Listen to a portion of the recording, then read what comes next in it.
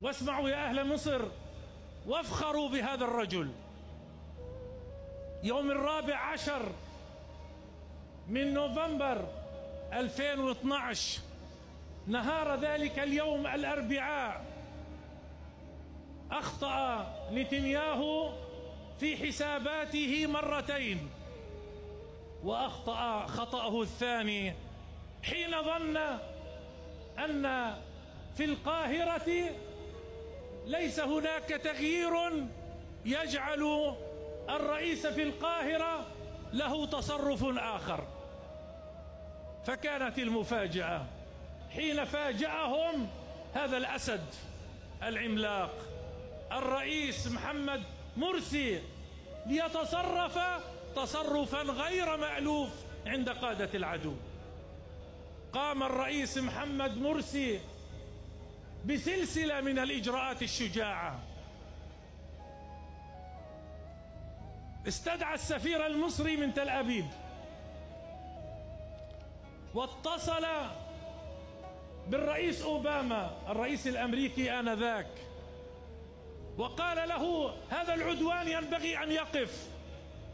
لأول مرة أوباما والرئيس الأمريكي يسمع هذه اللغة الصارمة، هذا عدوان ينبغي أن يقف. ثم قدم خطابه الشهير نهار الخميس 15 من نوفمبر ليقول غزة لن تقف وحدها، لن نترك غزة وحدها. وبالفعل كان سندا لها. تحركت المقاومة على أرض غزة بنفس الرئيس مرسي وبكل قوة مصر العظيمة. وقفت الدولة المصرية بكل أركانها وتستمد النفس والقوة من رئيسها لتقول لا لإسرائيل ولا لأمريكا، ولا بد لهذا العدوان أن يقف. ثم يرسل رئيس وزرائه هشام قنديل إلى غزة يوم الجمعة 16 من نوفمبر. يا الله، ما هذا المتغير! رئيس وزراء مصر في أول أيام الحرب يذهب إلى غزة ليقول مصر بكل عظمتها وتاريخها مع شعب فلسطين ومع أهل غزة. ثم يدعى اجتماع عاجل لوزراء الخارجية يوم السبت 17 من نوفمبر، ويقرر المجتمعون إرسال وفد إلى غزة، وزراء خارجية عرب. أتينا إلى القاهرة، هذه القاهرة التي استعادت علقها، واجتمعنا بالرئيس مرسي يوم الأحد 18 من نوفمبر، فقال لنا ما قاله للرئيس أوباما: هذا عدوان ينبغي أن يتوقف. وهنا بدأت لغة جديدة من الإسرائيليين والأمريكان ومفاوضات قادتها الدولة المصرية ممثلة بجهاز المخابرات العامة الذي أدى أداء مميزا في تلك المفاوضات، مسنودا إلى بلده مصر، هذا البلد العظيم، وإلى قائده ورئيسه الجديد. وكذلك وزارة الخارجية المصرية، هذه الوزارة العريقة في تاريخها السياسي. وشهدنا مفاوضات من نمط جديد إسنادا لمعركة المقاومة الفلسطينية على الأرض في غزة.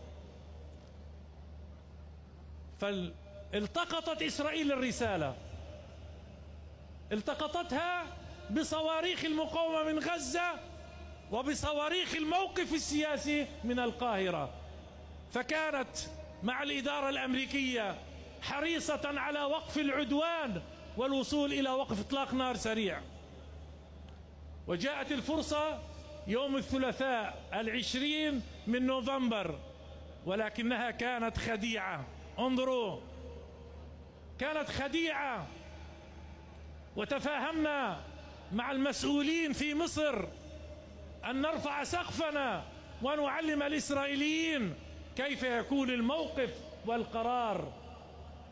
فلما أدركوا أن الزمن قد تغير أرسل أوباما وزيرة خارجيته هيلاري كلينتون، فجاءت صباح يوم الأربعاء 21 من نوفمبر وجلست عند الرئيس مرسي في قصر الاتحادية وقالت لن أبرح المكان حتى تقف الحرب، ووقفت بشروط المقاومة بفضل الله تعالى.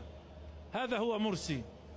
هذه صفحة من صفحات الرئيس محمد مرسي، والذي أثناء الحرب فتح معبر رفح وقدم كل ما يلزم لأهلنا في غزة من مساعدة.